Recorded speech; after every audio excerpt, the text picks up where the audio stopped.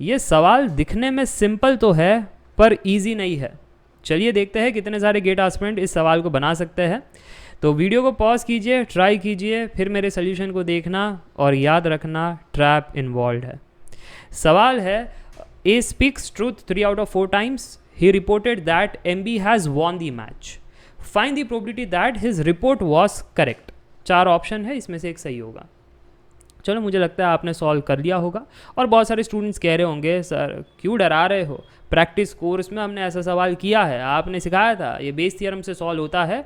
और वो practice course में सर वो ये वॉन दी मैच का सिनेरियो नहीं था, 6 आ गया डाई थ्रो करने पर 6 नहीं आया, वो वाला सिचुएशन था। राइट, हमने ऐसा सवाल प्रैक्टिस कोर्स में किया है।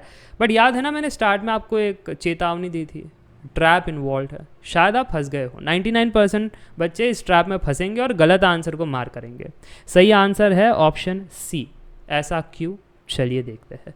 सबसे पहले हमको कहना है दैट ये बेस थ्योरम से सॉल्व होता है, तो हमने तो कोई फॉर्मूला बाय हार्ट नहीं किया है, हम ट्री डायग्राम से चीज़ों को सुलझाते हैं। तो यहाँ पर हम पहली लाइन को पढ़ रहे हैं, A speaks truth 3 out of 4 time, यानी सच बोलने की प्रोबेबिलिटी है 3/4, झूठ बोलने की प्रोबेबिलिटी है 1/4। सही बात। आगे बढ़ते स्टोरी में, वो जो पर्सन है वो रिपोर्ट कर रहा है MB has won the match.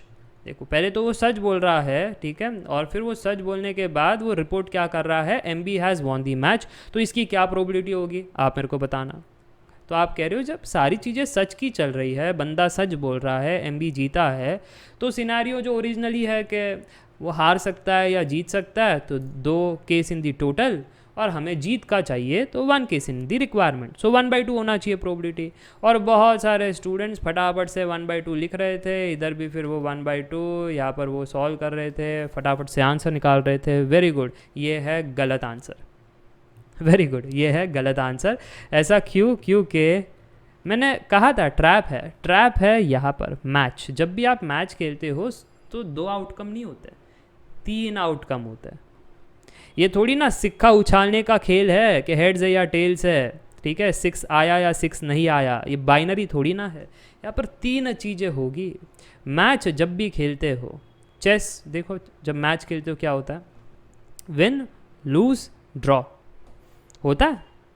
बहुत सारे गेम्स में होता है ऐसा, ठीक है। अगर बहुत सारे गेम्स में ऐसा होता है तो फिर आपको मैच में वो कंसीडर करना था। क्रिकेट में होता है, बाकी जगह होता है, वो अलग बात है, ड्रॉ होने के बाद आगे और चलाते हैं कहानी।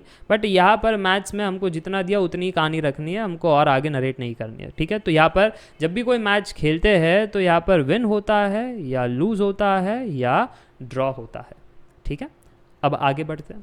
अब मेरे को बताना, अब जब आप ये सच्चाई की कहानी समझ चुके हो तो 3 केस इन टोटल है और विन का एक ही, रिक्वायरमेंट का एक ही केस है। सो 1/3 इज दी प्रोबेबिलिटी दैट बंदा सच बोल रहा है और MB जीत गया है, ठीक है।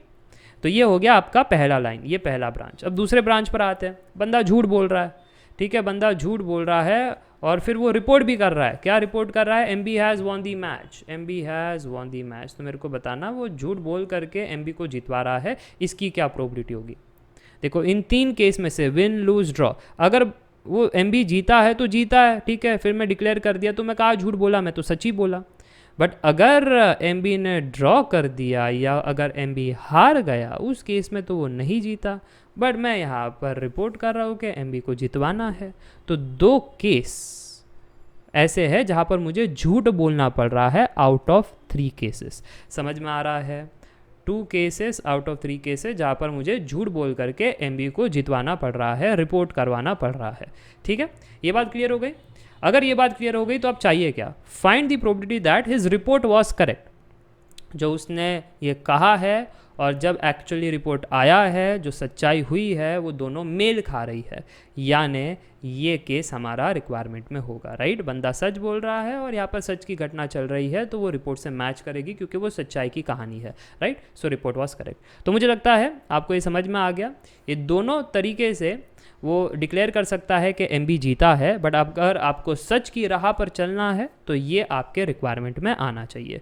तो अब प्रोबेबिलिटी क्या कहता है? रिक्वायरमेंट बाय टोटल, बस कहानी ख़त्म। प्रोबेबिलिटी है हमारी रिक्वायरमेंट में, ये प्रोबेबिलिटीज़ आपस में मल्टीप्लाई होंगे और टोटल में ये प्रोबेबिलिटीज़ मल्टीप्लाई करो केस 1 प्लस ये प्रोबेबिलिटीज़ मल्टीप्लाई करो केस 2, ठीक है। तो ये 2 चीज़ आपके टोटल में आ जाएगी। तो आप देख सकते हो this is nothing but a base theorem. अगर आप बेस थियरम फॉर्मूला से हमेशा बाय हार्ट करके रट्टा मार कर जाते हो तो ऐसे सवालों में फंस जाते हो, ठीक है। चलो अब यहाँ पर न्यूमरेटर में हम देख पा रहे हैं 3/12, डिनोमिनेटर में क्या होगा 3/12 और ये 2/12, सो 3 + 2/12 5/12, 12 12 कट गया, जो बचा है 3/5, so the correct answer is option 3। मज़ा आया, समझ में आया। और अगर आपको नहीं आता है ये प्रोबेबिलिटी तो ध्यान रखना, सिर्फ मैथ्स की बात नहीं है, एप्टी में भी ऐसे सवाल आते हैं। सो अगर आपको कंसेप्ट्स क्लियर करने हैं, बाकी चीज़ें पढ़नी है मैथ्स एप्टी, उस केस में आप डाउनलोड कर सकते हो Shrenik Jain study simplified app. Already 68,000 plus की हमारी फैमिली है, जहाँ पर आपको कोर्सेज मिलेंगे, रिकॉर्डेड फॉर्म में है। डाउट्स आ गए तो डाउट सॉल्विंग ग्रुप में पूछ सकते हो, और नोट्स भी दिए गए हैं, खुद से नोट्स बनाने की ज़रूरत नहीं है, डिटेल नोट्स वहाँ पर दे रखे हैं फोल्डर के अंदर। टेस्ट सीरीज़ भी है ताकि खुद से अटेम्प्ट करके आपको कॉन्फिडेंस भी आ सकता है। तो ये सारे कोर्सेस है ऑल इन वन सब्सक्रिप्शन के अंदर, 4 कोर्सेस इन 1 आपको मिलेंगे। मैथ्स के सारे कॉन्सेप्ट्स, मैथ्स के सारे PYQs, सारे ब्रांचेस के, सारे ईयर्स के with tricks and techniques, aptitude के सारे कॉन्सेप्ट्स, एप्टीट्यूड के सारे PYQs, सारे ब्रांचेस के, सारे ईयर्स के विद ट्रिक्स एंड टेक्निक्स, ठीक है। तो ये सारी चीज़ें मिलेगी। हिंदी में कोर्सेस है, इंग्लिश में भी है। English means I will speak in English, I will write in English, I will teach in English, everything would be in English, even the jokes would be in English. But जब मैं हिंदी में कर रहा हूँ तो हिंदी में जैसे अभी मैं आपसे बात कर रहा हूँ वो, बट स्लाइड्स इंग्लिश में रहेगी, रिटन इंग्लिश होगा, ठीक है। तो ये सारी चीज़ है। और अगर इंडिविजुअल कोर्सेज चाहिए कि नहीं सर जी सिर्फ मैथ्स के कॉन्सेप्ट्स आपसे पढ़ने हैं, या एप्टी के कॉन्सेप्ट्स ही पढ़ने हैं, या सिर्फ प्रैक्टिस ही करना है, ठीक है, क्योंकि सारे ब्रांचेस के सारे PYQs with tricks and techniques कोई प्रोवाइड नहीं कर रहा है, तो आपसे ही करना है, तो ये आप इंडिविजुअल भी जा सकते हो, ये सारी सुविधा भी दे रखी है, ठीक है। So yes that's it for today, I hope you enjoyed the video.